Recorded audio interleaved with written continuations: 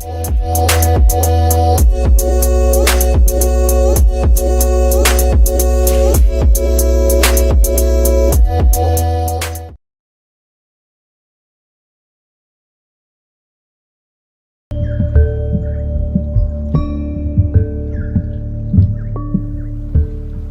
Tuhan dalam fenomena sejarah kenabian dan sikap teologis Syekh Siti Jenar.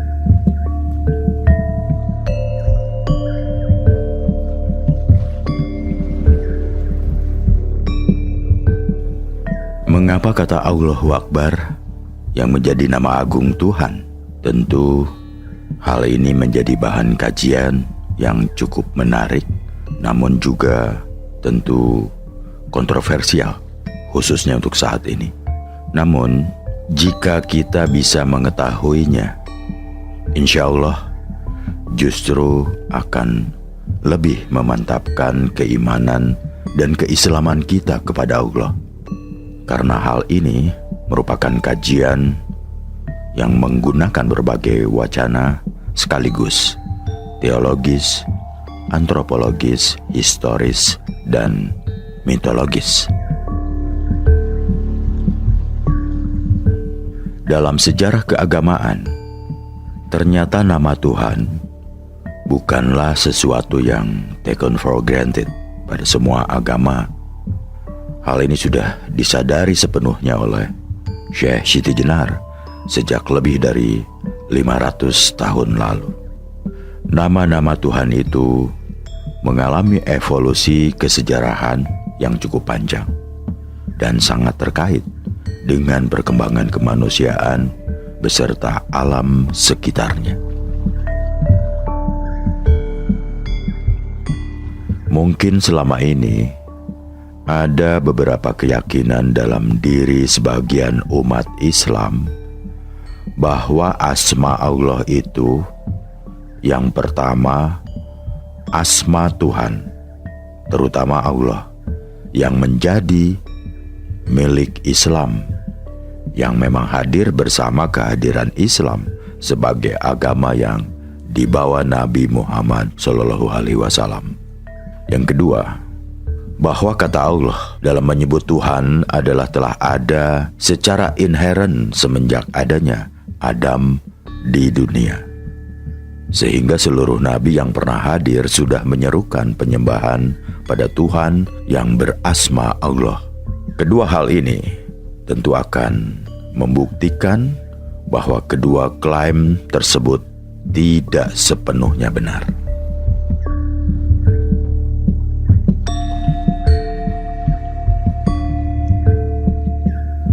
Dalam teologi Islam, telah diakui bahwa Adam merupakan generasi hamba Allah yang pertama kali diciptakan bagi bangsa manusia sampai generasi kita saat ini. Penciptaan awal itu pun menempatkan generasi Adam sebagai manusia yang dipersiapkan menjadi khalifah di bumi. Namun terlebih dahulu mendiami surga Allah, yang menurut Nazwar Samsu bukanlah termasuk alam akhirat, akan tetapi berupa planet muntaha.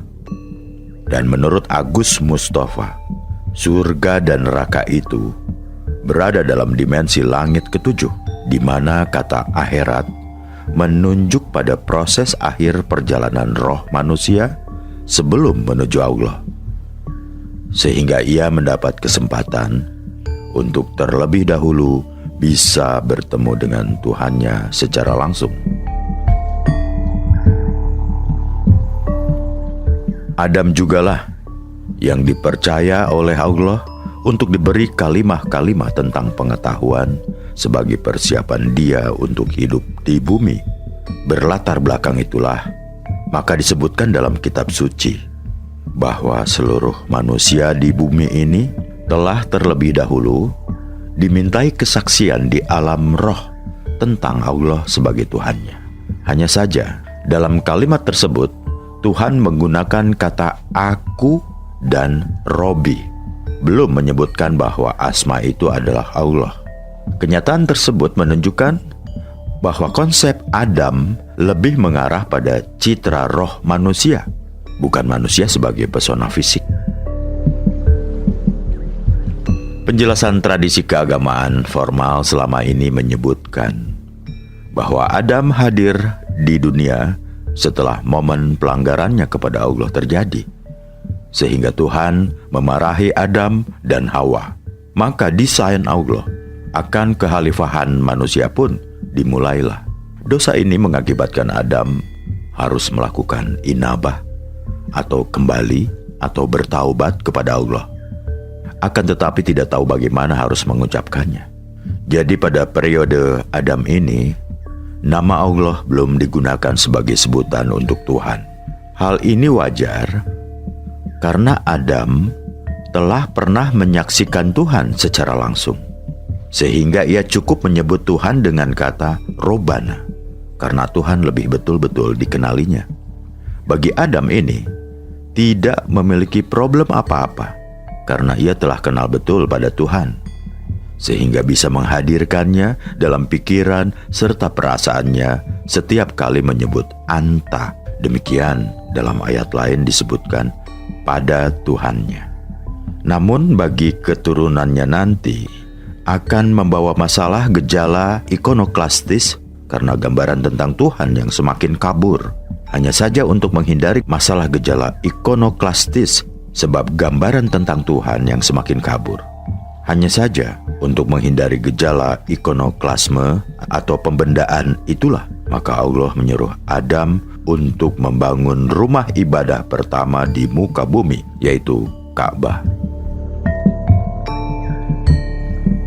Memperhatikan uraian tersebut, maka nampak bahwa sebenarnya apa yang disebut sebagai Adam dan Hawa tidak mengarah sebagai personal manusia lelaki dan perempuan, namun merupakan simbol spiritual bahwa dalam diri manusia, unsur utama pembentukannya adalah roh yang selalu mengenal kebenaran dan selalu bersama Tuhan.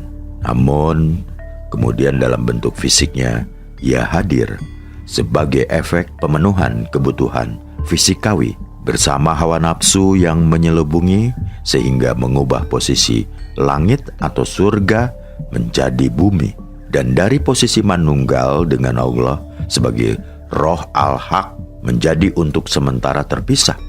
Untuk dapat manunggal kembali, maka ia harus mampu melebur segenap jasad fisik berikut nafsunya sehingga rohnya menjadi murni kembali dan bergabung dengan roh al-haq.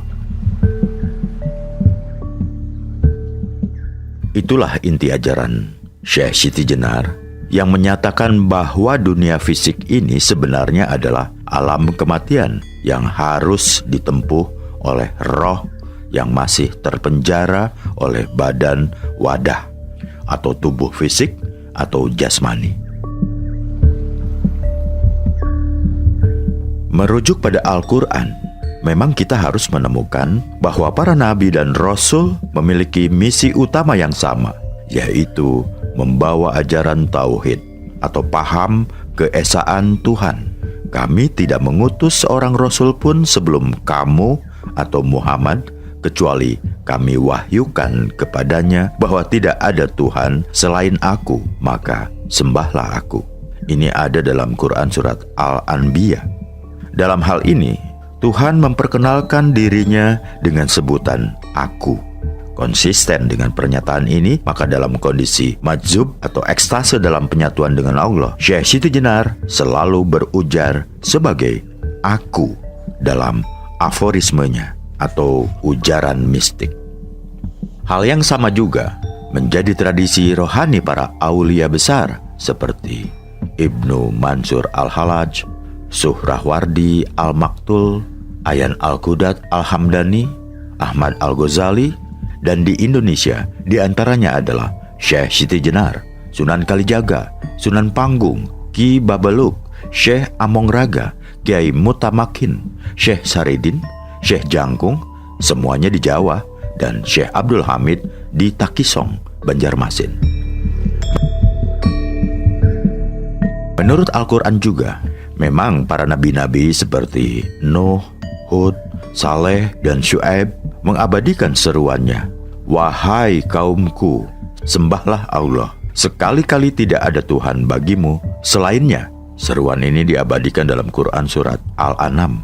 Namun, perlu diingat bahwa Al-Quran dalam menyebut nama Allah sebagai Tuhan memiliki 3 maksud sesuai dengan evolusi antropologis dan kesejarahan manusia.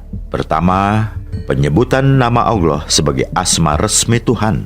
Itulah nama final secara fisik, sementara secara roh tetap bukan nama final.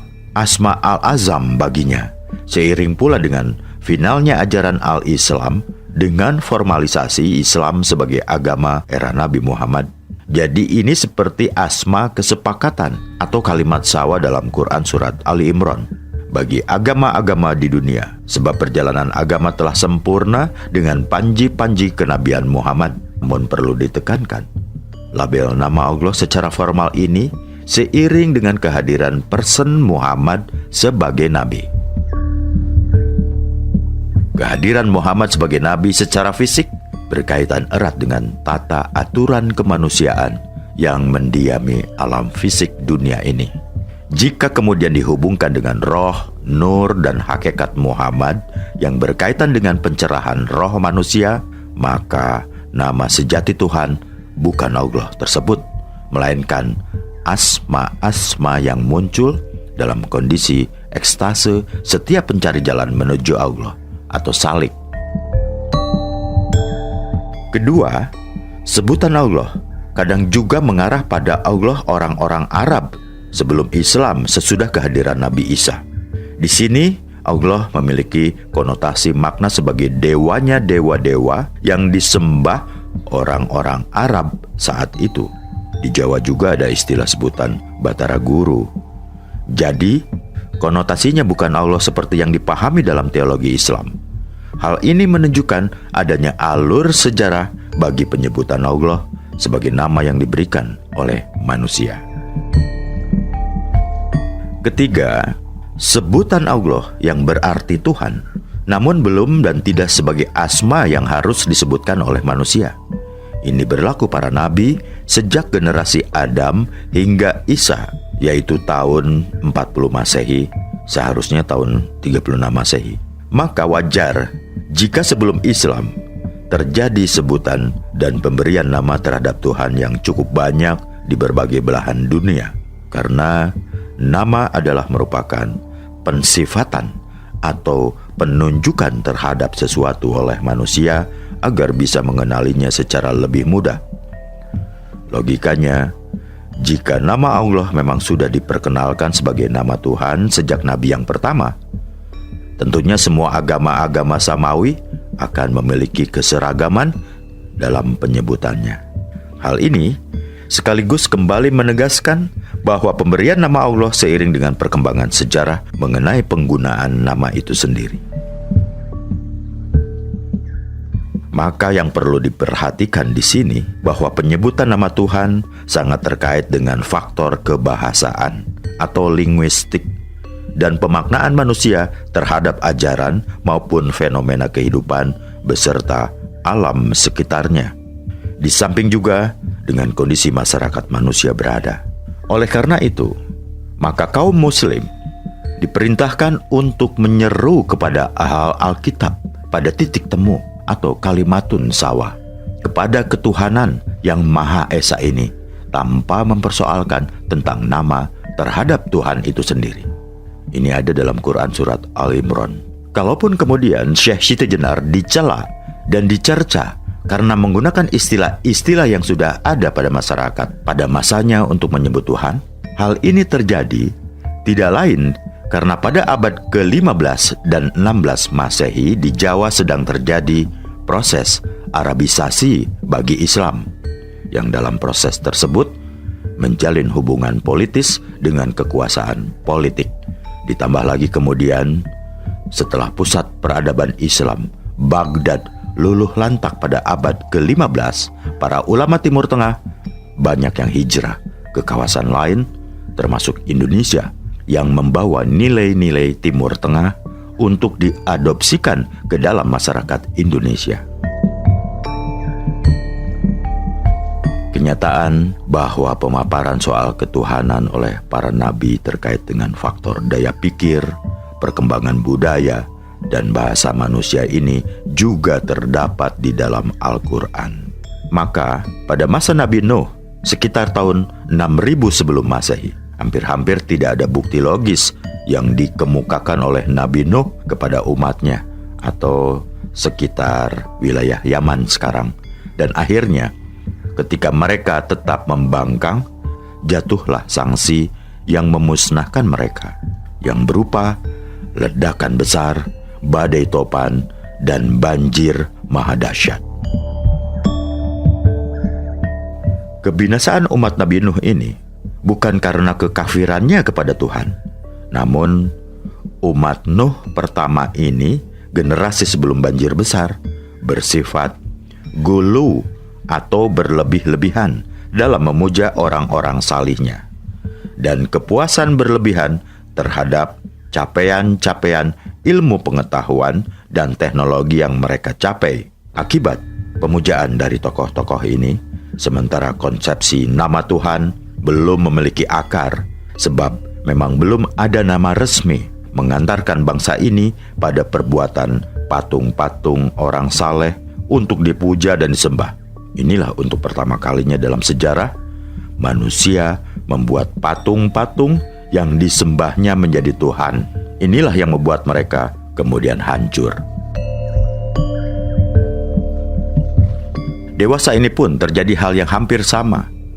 Bencana alam beruntun terjadi di Nusantara.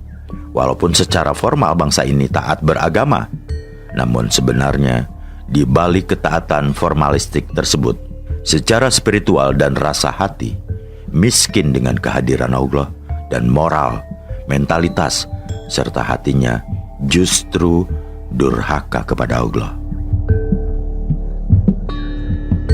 Yang lebih memprihatinkan, warisan-warisan peradaban yang ada pun hancur, sehingga patung Sphinx yang dibangun 72.000 tahun sebelum hijrah dan piramid banyak yang terpendam dan rusak.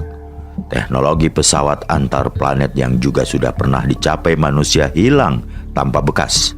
Azab terbesar Allah yang pernah ditimpakan manusia adalah musnahnya peradaban dan ilmu pengetahuan manusia yang sekarang hanya menyisakan bekas-bekasnya di kedalaman bumi untuk bisa dipelajari lagi oleh manusia kini.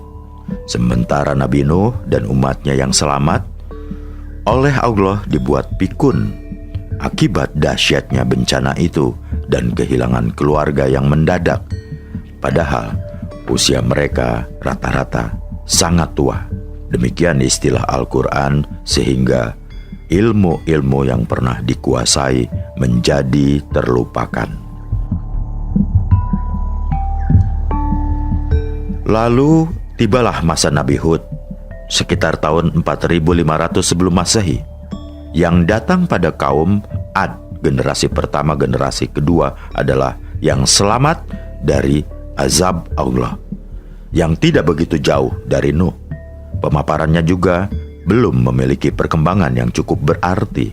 Namun di sini jelas bahwa masyarakatnya telah diajak berdialog, sehingga bisa dikatakan umat Nabi Hud telah memiliki sedikit kemampuan berpikir di atas umat Nabi Nuh, sehingga pemaparannya pun juga telah disertai dengan peringatan tentang nikmat-nikmat Tuhan yang mereka dapatkan. Jika kita melihat sifat kedua kaum nabi tersebut yang begitu sombong, arogan, suka menantang kematian, dan suka bertempur, cepat merasa puas dan bangga atas apa yang diraihnya, ini mirip dengan watak bangsa Kaldea yang dalam sejarah pernah menjadi bangsa besar, namun kemudian hancur musnah akibat kesombongan keberhasilan peradaban yang mereka bangun. Nabi Saleh sekitar tahun 3400 sebelum Masehi yang datang sesudah Nabi Hud, yaitu pada suku Samud di wilayah Hadramaut. Lebih luas dan rinci lagi uraian penjelasannya, karena wawasan umatnya telah lebih luas juga. Di sini Nabi Saleh misalnya mengingatkan tentang asal kejadian manusia dari tanah dan tugas mereka memakmurkan bumi. Ini ada dalam Quran surat Hud. Dari sini dapat diketahui bahwa misi kekhalifahan yang diemban sejak Adam nampaknya baru bisa direalisasikan pada saat kehadiran Nabi Saleh. Jika ini kita kaitkan dengan perkembangan ilmu pengetahuan manusia, bisa jadi saat inilah dimulainya peradaban manusia kembali oleh berbagai suku bangsa di dunia setelah kehancuran pada masa Nabi Nuh. Dan jika ini benar, maka kehadiran Nabi Saleh bisa diperkirakan sekitar abad ke-30 sebelum Masehi, lebih sedikit. Kaum Tsamud merupakan generasi manusia terakhir yang dimusnahkan secara keseluruhan oleh azab Tuhan akibat keingkaran mereka terhadap ayat-ayat kauniyah atau ilmu pengetahuan, teknologi, dan rasionalisasi, serta spiritual. Maka siksanya pun berbau ilmu eksata atau hujan meteor. Sesudah umat Tsamud tersebut, muncul era baru penyiaran keagamaan yang dimulai sejak kenabian Ibrahim. Era Nabi Ibrahim ini pula lah yang merupakan awal sejarah yang bisa dicatat oleh manusia. Dari sini, sejarah dunia baru dicatatkan sekitar 4.200 tahun lebih sedikit yang lalu. Jadi masa prasejarah adalah sejak era Adam sampai kaum Tsamud yang merujuk pada masa-masa yang belum atau tidak bisa diketahui oleh manusia.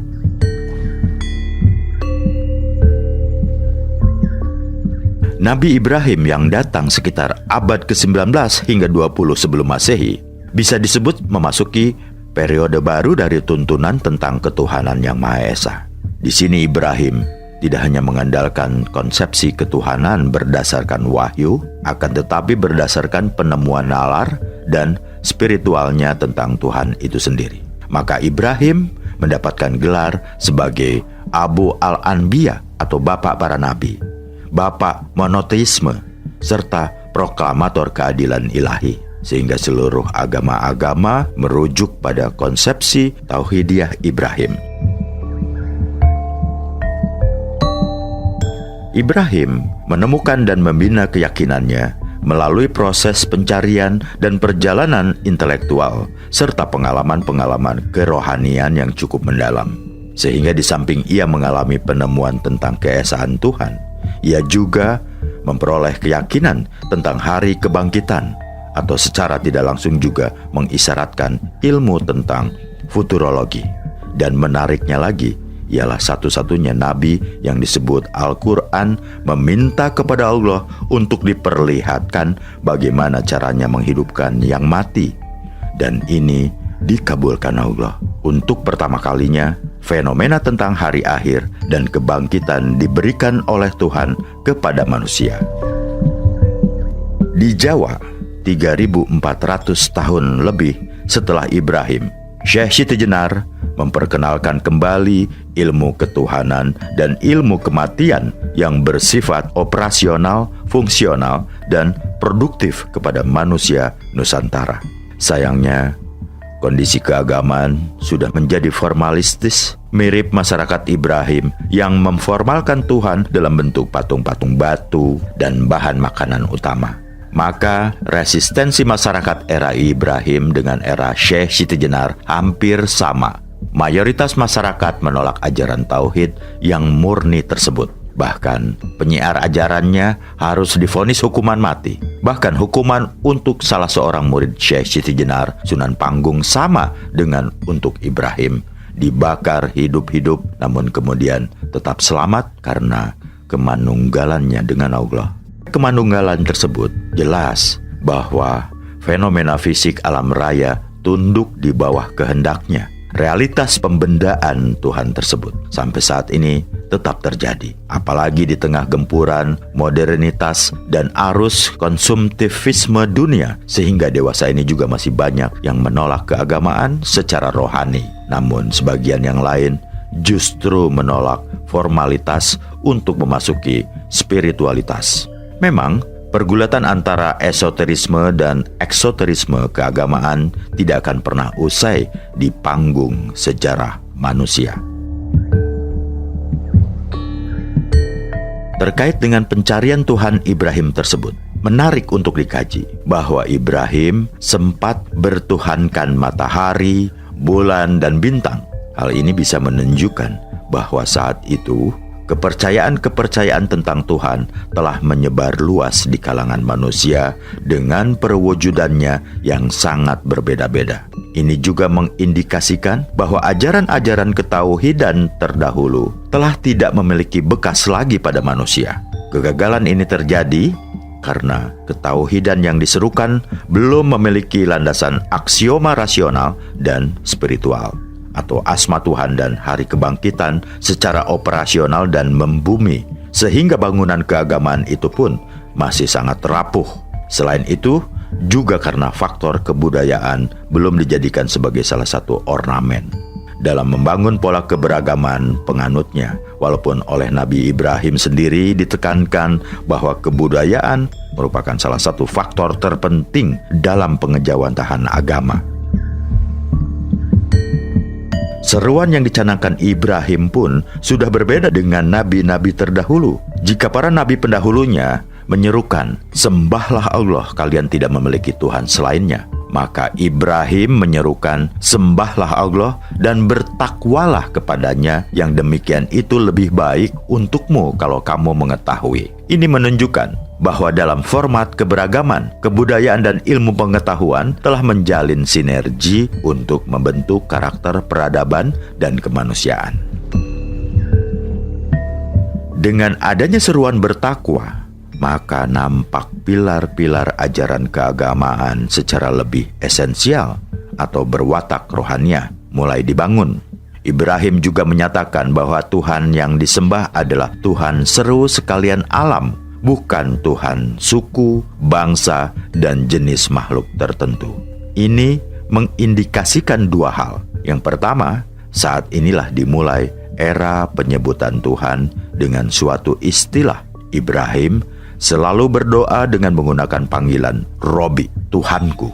Yang kedua, di samping itu saat ini Tuhan telah memiliki nama, atau lebih tepatnya telah dinamakan El, atau bahasa Ibrani berarti Tuhan. Dengan adanya sebutan ini, tentu cikal bakal perpaduan syariat dan makrifat keagamaan telah dimulai. Maka Allah pun telah menyebut aliran Ibrahim ini dengan sebutan Al-Din, Al-Qaim, Milata Ibrahim, Milata Hanifan. Maka dapat kita pahami, agama Ibrahim telah tersusun dengan sangat sistematis dan telah terstruktur, baik secara akidah, syariah, makrifat, dan hakikat, serta muamalah kemanusiaannya.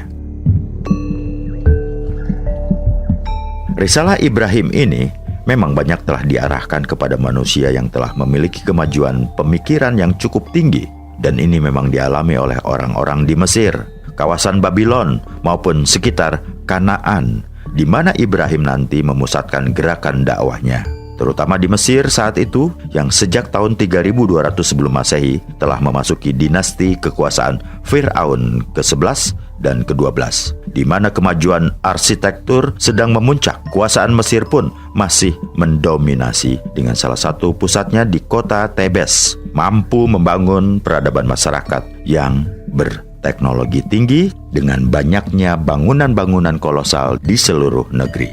Diduga Fir'aun Mesir yang pernah mengundang Ibrahim dan Sarah atau sehingga mendapat hadiah Hajar adalah Fir'aun Mentuhotep II. Ini berarti Ibrahim hidup sekitar tahun 2100 hingga 1990 sebelum Masehi. Demikian pula di kota Ur, provinsi Kaldea, wilayah Babylon, dari mana Ibrahim berasal. Teknologi juga sedemikian tingginya sehingga Raja Babylon yaitu Namrud telah memprakarsai pembangunan menara pencakar langit yang sangat tinggi. Sayangnya, teknologi arsitektur ini digunakan untuk melawan Tuhan dengan keinginan melihat Tuhan secara fisik melalui menara tinggi tersebut.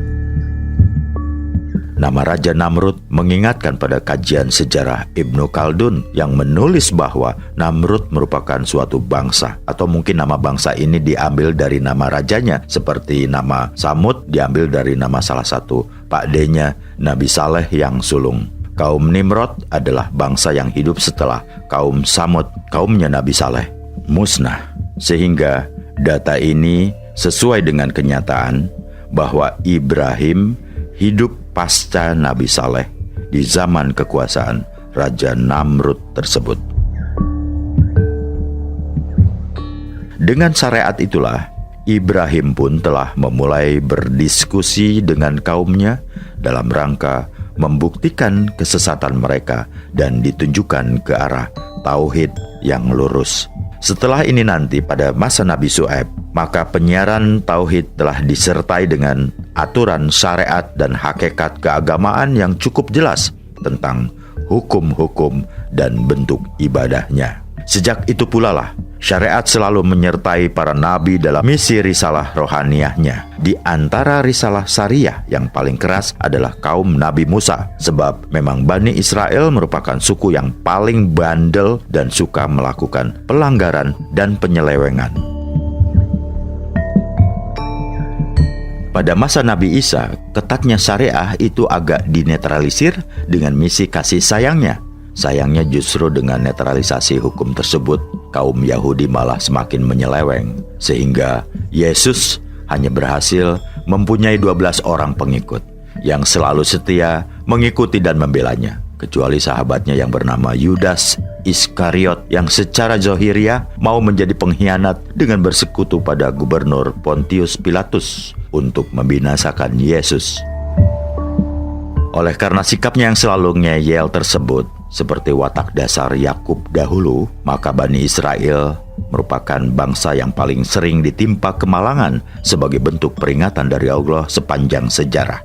Walau demikian, tidak seperti umat-umat Nabi sebelum Ibrahim, kecenderungan bersikap hanif pasca Ibrahim selalu ada, walau kadang terkubur di tengah kemusyrikan.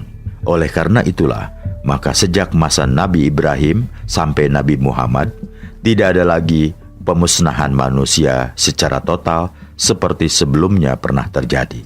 Sehingga puncak pemaparan tauhid dengan alur rasionalisme dan spiritual sepenuhnya terjadi pada masa Nabi Muhammad sebagai masyarakat yang memasuki era teknologi mutakhir. Oleh karenanya, Muhammad hadir di dunia fisik mewakili dua misi sekaligus. Pertama, misi kemanusiaan untuk dunia fisik dengan bentuk kehadiran historis person fisik yang menjelaskan tata aturan main keagamaan untuk kepentingan semesta. Kedua, bahwa di balik sosok Muhammad yang fisik, ia sekaligus merupakan pengejawantahan roh, nur, dan hakikat Muhammadiyah yang menunjukkan kemenyatuan roh manusia dengan Al-Roh Al-Haq, Allah Tuhan alam semesta. Oleh karena itulah, di belakang penyebutan asma Muhammad sering disandangkan ungkapan penghormatan sepenuhnya dari Allah atasnya dan keselamatan, kesejahteraan baginya beserta seluruh keluarganya. Penghormatan dari Allah tertuju pada Muhammad sebagai roh, nur, dan hakikat. Sementara ungkapan keselamatan dan kesejahteraan tertuju pada person Muhammad yang sebenarnya menyandang nama Ahmad. Dan secara esensial Ahmadun bila mim atau Ahmad tanpa mim yaitu Ahad. Dan diikut sertakannya keluarga atau alihi, mengacu pada nasab rohani, yaitu tertuju pada seluruh manusia yang mampu memasuki Muhammad secara total, yaitu baik secara person historis maupun secara rohaniah, yaitu kemauan dan kemampuan pencapaian perjalanan rohani menembus kemenyatuan pada Rasul dan berujung pada manunggal dengan Roh Al-Haq, yaitu Allah. Sedang sejak Ibrahim sampai Isa, masih banyak mengandalkan alur-alur kemujizatan, majestik, dan umatnya pun masih sering terjebak dalam mitologisasi keagamaan. Uniknya lagi, setelah masa Ibrahim ini pun, konsep kenabian kembali kepada suku-suku dan bangsa tertentu. Padahal Ibrahim telah menjadi nabi seluruh manusia. Maka berarti ruang lingkup kenabian pada masa berikutnya mengalami penyempitan kewilayahan. Selain itu, konsep mitologisasi juga mewarnai perjalanan evolusi nama Tuhan ini bahkan sampai kerasulan Nabi Muhammad. Dan ternyata yang akan menjadi nabi seluruh manusia dan seluruh alam nanti, serta menghapus mitologisasi ketuhanan adalah Nabi Muhammad SAW, Sang Hatam Al-Nabiyyin, tanpa kekuatan-kekuatan magis, kekuatan mujizat, majestik, dan sebagainya, kecuali Kitabullah, baik secara kauli atau firman tertulis maupun kauni, firman Allah melalui perwujudan wajahnya di semesta raya, dan peletakan nalar atau reason pada proporsinya. Bacalah dengan nama Tuhanmu yang menciptakan adalah mujizat penyingkap segala rahasia bagi umat Nabi Muhammad. Maka dalam membaca alam secara keseluruhan, Syekh Siti Jenar telah mengajarkan agar menggunakan seluruh potensi rohani untuk mampu menyikap rahasia semesta yang bersumber dari sir Allah atau rahasia Tuhan. Ketika Syekh Siti Jenar di Jawa memperkenalkan Tuhan dengan berbagai nama sebutan dan sekaligus memperkenalkan istilah Ingsun Sejati sebagai nama Tuhan berdasarkan konsep Manunggaling Kawula Gusti, maka didasarkan pada fakta sejarah, nampak dalam penyebaran ajarannya, Syekh Siti Jenar memiliki kesadaran sejarah keagamaan dan kenabian yang utuh. Syekh Siti Jenar berupaya mengembalikan esensi ajaran keagamaan yang murni, yang bersifat milad Ibrahim, Hilim, dan Hanif, sekaligus menghadirkan sosok Rasul Muhammad yang bersifat roh, di mana semua manusia memiliki potensi roh yang sama. Dalam kitab Bhagavad Gita, Sloka 13-14, terdapat firman Tuhan, "Wahai Bharata, seperti halnya matahari sendiri menerangi seluruh alam semesta ini, begitu pula makhluk hidup tinggal di dalam badan dan menerangi seluruh badan dengan kesadaran." Pada ayat sebelumnya, Sloka 13:33, tentang roh ditegaskan, oleh karena angkasa bersifat halus, angkasa tidak tercampur dengan apapun, kendati pun angkasa berada di mana-mana. Begitu pula sang roh yang mantap dalam penglihatan Brahmana tidak bercampur dengan badan, walaupun sang roh itu berada dalam badan. Jika para nabi ditentang oleh umatnya karena upayanya mengembalikan posisi Tuhan dari pembendaan agama-agama yang sudah terformalkan, demikian pula Syekh Siti Jenar dengan Manunggaling Kawula Gustinya mengarahkan kembali kesadaran manusia kepada Allah sebagai esensi, mencoba melepaskan belenggu kebendaan beragama dari masyarakat Indonesia pada masa itu. Agama yang telah mengalami formalisasi ternyata juga memformalkan nama Allah sebagai belenggu berpikir dan belenggu bagi kemerdekaan rohani untuk dapat esensi Tuhan, untuk mendekat secara nyata dan akhirnya untuk kembali secara sebenarnya.